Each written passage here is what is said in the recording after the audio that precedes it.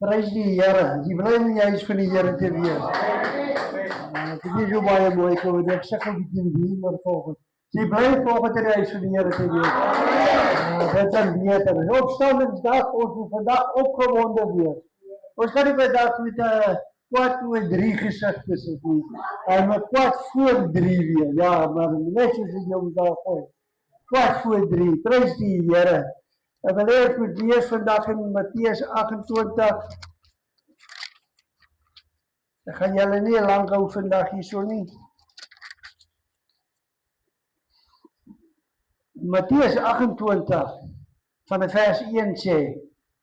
En voordat ek lees, wil ek sê dat Matteus en Lukas en Johannes gee hom vanoggend die opstanding en verskillende weergawe van hoe die opstanding plaasgevind het. Maar almal is eens oor die feit dat Jesus het opgestaan. So dis nie een wat sê, oor die dalk hier het gebeur of dalk hier het nie gebeur nie. Al drie evangelies sê, Jesus het opgestaan en daarom moet ons vanoggend hierdie woord vat en wanneer daar buite kom. En jy sien dat iemand wat daar seer is, wat nie wil smile vanoggend nie. Dan sê van broer, Jesus het opgestaan. Wat ek bietjie weet dan agterkom, daar is meer as dit. Want Matteus 28 vers 1 sê, en laat na die Sabbat, toe dit begin lig word, deur die eerste dag van die week kom Maria Magdalene en die ander Maria na die graf te gaan kyk. En daar kom 'n groot aardbewing, want die engel van die Here het uit die hemel neergedaal en gekom en die steen van die opening weggerol en daarop gaan sit. En sy gedaante was soos weerlig en sy kleding wit soos sneeu. En uit vrees vir hom het die wagte gebewe en soos dooies geword. Maar die engel antwoord en sê vir die vroue, moenie vrees nie, want ek weet julle soek Jesus wat gekruisig is. Hy is nie hierdie, want hy het opgestaan, soos hy gesê het. Kom kyk na die plek waar die Here gelê het. Ek gaan haastig gesê vir die disippels. Hy het opgestaan uit die dode en gaan voor julle uit na Galilea. Daar sal julle hom sien. Kyk, ek het dit vir julle gesê. Nou kom ons lees Lukas 24.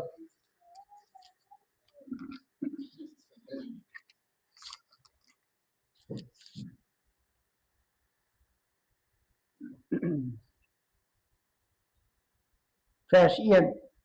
En baie vroeg in die môre, op die eerste dag van die week, het hulle en ander saam met hulle by die graf gekom en die speserye gebring wat deur hulle toeberei was.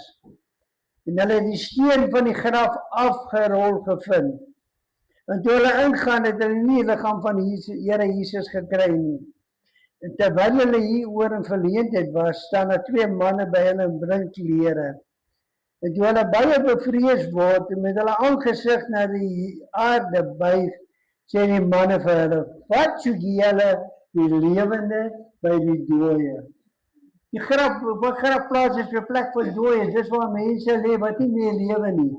En Jesus wat die dood nie kon hou nie, en sy liggaam nie verderwing ervaar het nie, kom die engel en vra vir hom, wat soek julle die lewende by die dooies?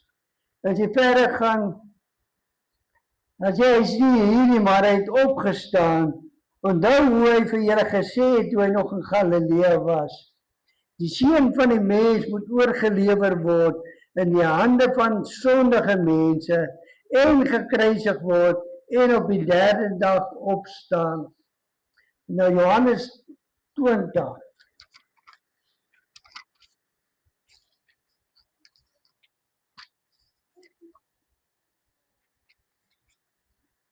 Vers 1 tot 7. En op die eerste dag van die week kom Maria Magdalena vroeg, terwyl dit nog donker was, by die graf en sien dat die steen van die graf weggeneem is. Sy hardloop toe en kom by Simon Petrus en by die ander disipel vir wie Jesus lief gehad het en sê vir hulle het die Here uit die graf weggeneem, ons weet nie waar hulle hom neergelê het nie. Toe gaan Petrus en die ander disipel uitgekom by die graf. Die twee het saam gehardloop. Die ander disipel het vooruit gehardloop, vinniger as Petrus, en eers by die graf gekom. En terwyl hy neerbuig, sien hy die doeke lê, maar hy het nie ingegaan nie. Sien, hy het net gekyk. Hy het gesien daar lê die doeke. Maar kom ons kyk wat sien Petrus.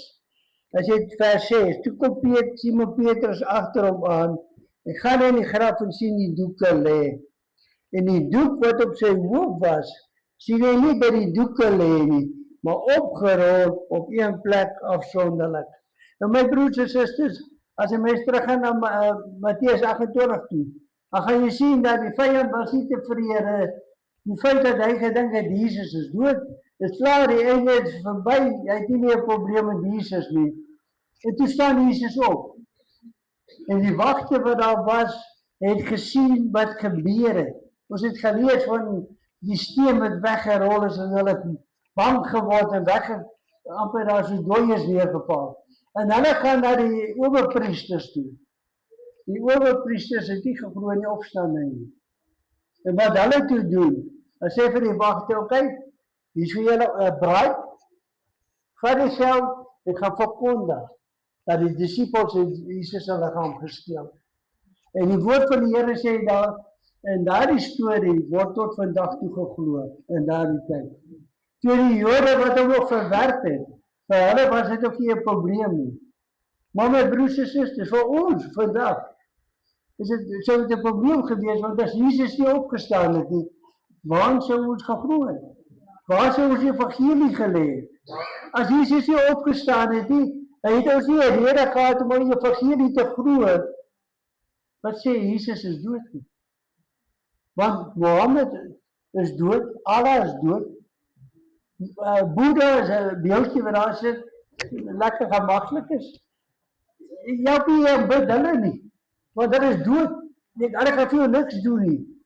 Maar Jesus Christus het opgestaan. En hy het in baie mense verskyn. As jy in Handelinge 1 gaan kyk, kom Lukas en hy vertel vir hy het jy so moeilike woord, dat ek nie maklik sê nie. Theophilus. Hy sê nie, die eerste verhaal Theophilus het ek opgestel oor alles wat Jesus begin doen en leer het. Tot op die dag dat hy opgeneem is, nadat hy aan die apostels wat hy uitgekies het, die Heilige Gees bevele gegee het. Maar dit is nie 'n stukkie wat ek wil lees nie. Maar daar was 'n gedeelte waar hy gesê het, dat die disipels het hom gesien. En die 120 en nog baie ander mense het Jesus gesien nadat hy opgestaan het. So die vyand kan kom en hy kan sê, Jesus lê in sy graf. Maar Petrus het gaan sien, hy lê nie in sy graf nie. Maria het gesien, hy lê nie in sy graf nie. Nou wat beteken Jesus se opstanding vir my en vir jou? Vanoggend kan ons sê dat hy leef, amen. En deurdat hy lewe, kan ek vanoggend kom en as ek 'n siekte het, kyk ek dooie, kan ek nie na toe gaan en gevra vir genesing nie. Ek kan vir jou niks doen nie. Wanneer probleme, kan ek nie na dooie toe gaan en vir hom sê, hoorie, help my. Jesus kom in Matteus 11 vers 28 tot 30. En hy sê, almal wat vermoeid en belas is, kom na my toe. Nou as Jesus dood was, wat help het ek om na hom toe? Dan beteken hy mos niks. Maar omdat hy leef, kan ons na hom toe gaan. In Handelinge 2 kom Petrus en hy maak 'n bold statement. Handelinge 2 vers 22. Net weer. Dit is die dag na die uitstorting van die Heilige Gees en Petrus hou 'n toespraak op Pinksterdag. En hy kom in vers 22, hy sê, Israeliete, luister na hierdie woorde. Jesus die Nasareëner, 'n man deur God vir julle aangewys met kragte en wonders en tekens wat God deur hom onder julle gedoen het, soos julle ook self weet. hom deur die bepaalde raad voorkennis van God oorgelewer is, het julle deur die hande van goddelose manne geneem, gekruisig en omgebring.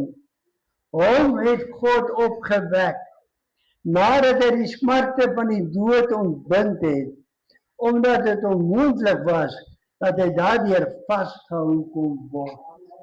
Hy kon nie vasgehou word deur die dood nie. Hy graf was toe.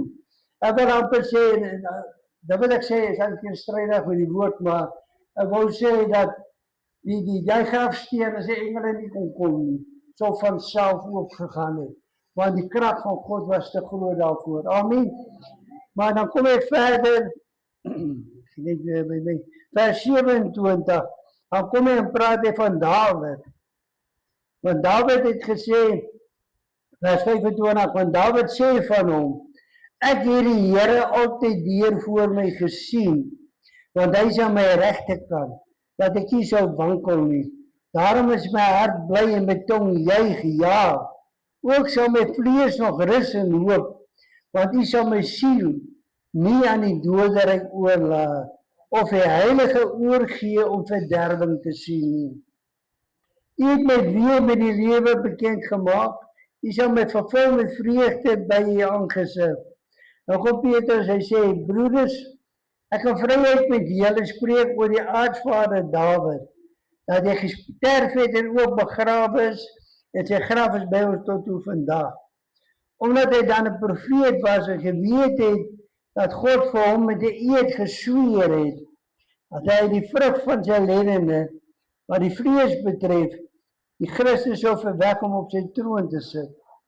Het hy, omdat hy vooruit gesien het, gespreek van die opstanding van Christus, dat sy siel nie in die doderyk verlaat en sy vlees nie verderwing gesien het. Amen. Nou kom Romeine 6 waar Paulus weer praat.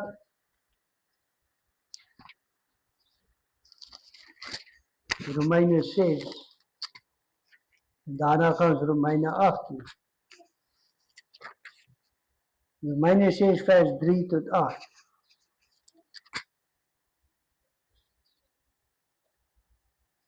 Romeine 6 vers 3 tot 8. Of weet julle nie, dat ons almal wat in Christus gedoop is, in sy dood gedoop is nie. Ons is dus saam met hom begrawe deur die doop in die dood, sodat net soos Christus uit die dode uit opgewek is, deur die heerlikheid van die Vader, ons ook in 'n nuwe lewe kan wandel. Want as ons met hom saam gegroei het, deur die gelykvormigheid van sy dood, so sal dit tog ook wees, deur die aan sy opstanding. Aangesien ons het weet, dat ons oude mens saam gekruisig is, sodat die liggaam van die sonde tot niet gemaak sou word, en ons die sonde nie meer sou dien nie. In Romeine 8 vers 10 en 11. Wonder wie van julle ken hy koortjie wat in vers 11 is? As die gees van hom, wat Jesus uit die dood uit opgewek is, wat sal gebeur? Dan sal ons ook vir ewig lewe. As daar dieselfde gees wat Jesus uit die dood uit opgewek is, in my en in jou lewe, as hy besig is lewens van ons, dan sal ons ook vir ewig lewe. Amen. Mag glo nie hy teksvers nie. Amen. Mooi. Maar vers 10 sê, as Christus in julle is, dan is jy liggaam dood vanweë die sonde. Maar die gees is lewe vanweë die geregtigheid. Dan vers 1 Korintiërs 15.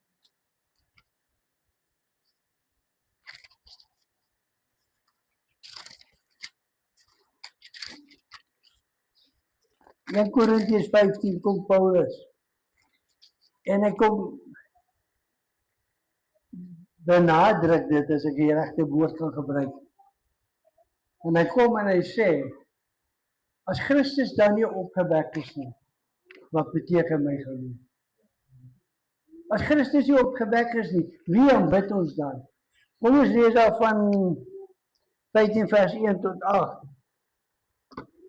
Hy sê, broeders, ek maak julle die evangelie bekend, wat ek ook aan julle verkondig het, wat julle ook aangeneem het, waarin julle ook staan, waardeur julle ook gered word, as julle daarin vashou, op die wyse waarop ek het aan julle verkondig het, of julle moet te vergeefs geglo het.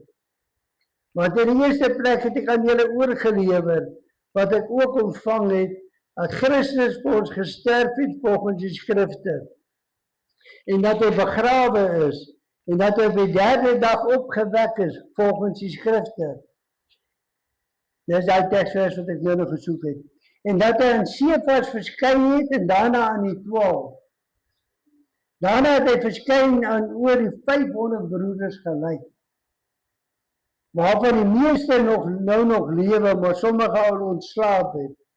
Daarna het hy verskyn aan Jakobus, daarna aan al die apostels.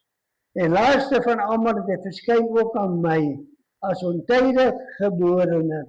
Oor die owerpriesters kon hom maar die verhaal versprei, dat Jesus hulle gaan gesteel. Maar hier kom Paulus en hy weerlê dit, en hy sê aan wie almal hulle Jesus aan verskyn het. Maar dan kom hy verder, dat jy na vers 12 tot 20 lees, vers 12 tot 20. As dit dan gepreek word, dat Christus uit die dode uit opgewek is, hoe sê sommige onder die julle, dat daar geen opstanding van die dode is nie? As daar dan geen opstanding van die dode is nie, dan is Christus ook nie opgewek nie. En as Christus nie opgewek is nie, dan is ons predikering vergeefs. Want is so nodig Vrydag word die Paasfees gehou, Paasgediens gehou. As Christus nie opgewek, dan is ons predikering vergeefs en vergeefs ook die hele geloof. Want waarom glo jy dan? En dan word ons valse getuies van God bevind, omdat ons teen God getuig het, dat hy die Christus opgewek het, wat hy nie opgewek het nie. Ten minste as die dode nie opgewek word nie. Want as die dode nie opgewek word nie, dan is Christus ook nie opgewek nie. En as Christus nie opgewek is nie, dan is julle geloof nutteloos, dan is julle nog in julle sondes. Dan is ook die wat in Christus ontslaap het verlore. As ons net vir hierdie lewe op Christus hoop, dan is ons die ellendigste van alle mense. Maar nou, ja, Christus is opgewek uit die dode. Hy het die eersteling geword van die wat ontslaap het. Want aangesien die dood deur 'n mens is die opstanding van die dode ook deur 'n mens. Want soos hulle almal in Adam sterwe, soos hulle almal in Christus lewend gemaak word. As die gees van hom wat Jesus uit die dood uit opgewek het, in my woon, dan sal jy die ewig lewe. Jesus kom by die opwekking van Lazarus. En hy sê vir Maria, vir Martha, glo jy dat ek Lazarus gaan opwek? Glo jy dat Lazarus sal opstaan? Sy sê, ja, in die laaste opstanding sal hy opstaan. Jesus sê vir haar, ek sê opstanding in die lewe. Want selfs die feit, terwyl hy gelewe het hy vir Lazarus opgewek. Hy sê, Jairus se dogtertjie opgewek. Het hy lewend gemaak. Nou waarom sal die dood hom kan hou? As hy dan self aan die dode die bevel gee om hulle te los. Daarom het Jesus Christus vir ons opgestaan. 2 Korintiërs 5 vers 17, en ek is amper klaar. 2 Korintiërs 5 vers 17.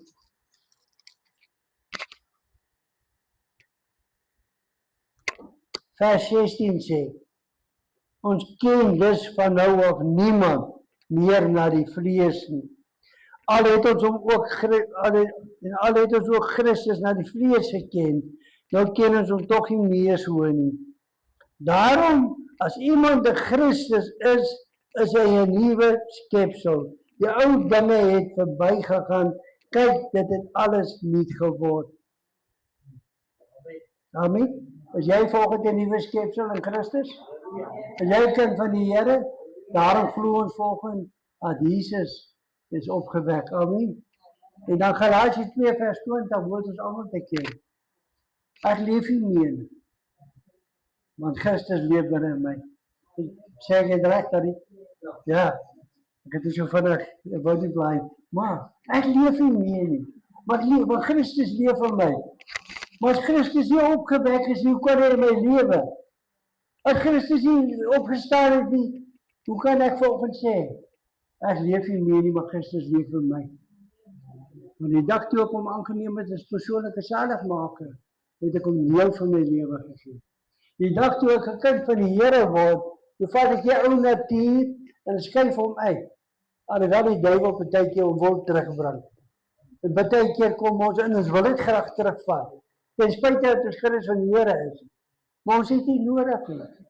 Want Jesus is die oorwinnaar. Hy het uit die doodheid opgestaan. En hy het gesê, ek is die weg, die waarheid en die lewe. Amen. Wat sê u volgens van uself? Ek is meer as 'n oorwinnaar deur Jesus Christus wat my die krag gee. Halleluja. Ek wil afsluit met die volgende teksvers. 1 Korintiërs 3 vir vers 9. Hier kom Paulus en hy praat met die gemeente van Christus in Korinthe. En hy sê, want ons is medewerkers van God. Die akker van God, die gebou van God is julle. As ek nie meer lewe nie en Christus lewe in my, ons is medewerkers van mekaar, so ons verteenwoordig Christus in ons lewens.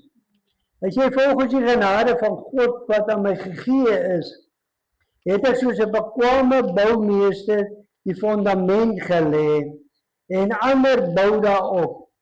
Maar elkeen moet oppas hoe hy daarop bou. Want niemand kan 'n ander fundament lê as wat daar gelê is nie.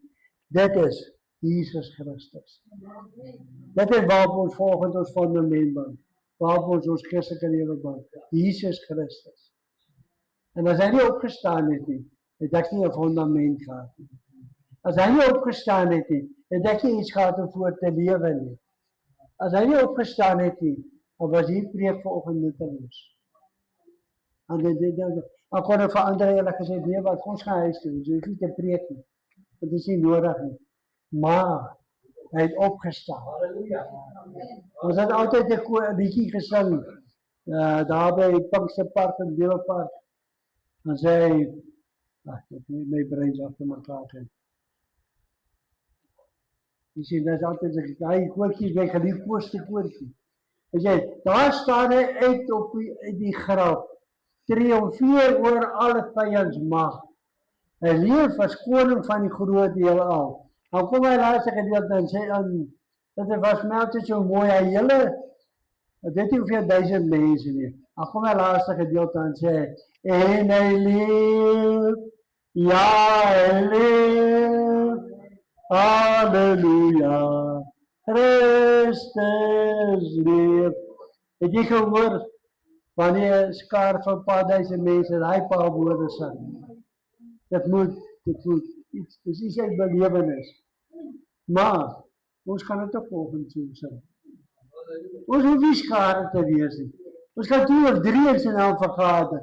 So ver my aangaan, kan ek het sing. Want ek weet dat Jesus leef. Amen. Prys die Here. Kom ons bid net saam. Hemelse Vader, ek sê baie dankie. Dat u die koning van alle konings is. Dat u die eerste en die laaste is. Dat u die Alfa en die Omega is, Here. Dat u was die dode, maar u is nou die lewende, Here. Here het opgestaan, Here, maak nie saak wat die owerpriesters en hy mense die valse gerig laat versprei het nie, Here. In my hart weet ek dat Jesus Christus leef. En ek glo en ek weet dat die gemeente dit ook sal beaam. Want u lewe in ons leef u mee in die Here. En ek weet dat u vandag ons sal seën. Here, elke Sondag, wanneer ons na die huis van die Here kom, dat ons sal kom, soos kinders van die Here, wat weet dat u leef. Dat ons wanneer ons lofprysing en aanbidding doen, dat ons dit sal doen, Here, soos kinders van die Here, wat weet dat Jesus Christus leef.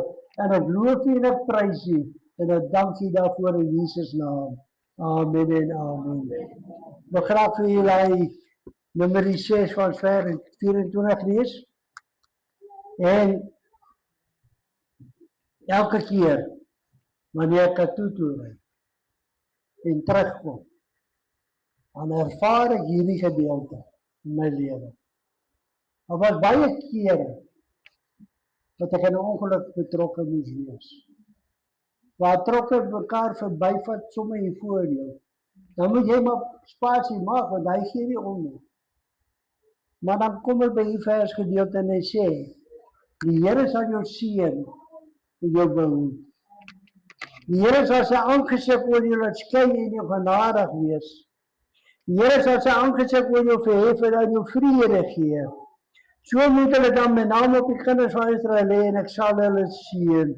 Wie volgens die seën van die Here wil ontvang, sê amen. Amen. Jesus leef. Amen. Amen. Seën vir die dag vir julle.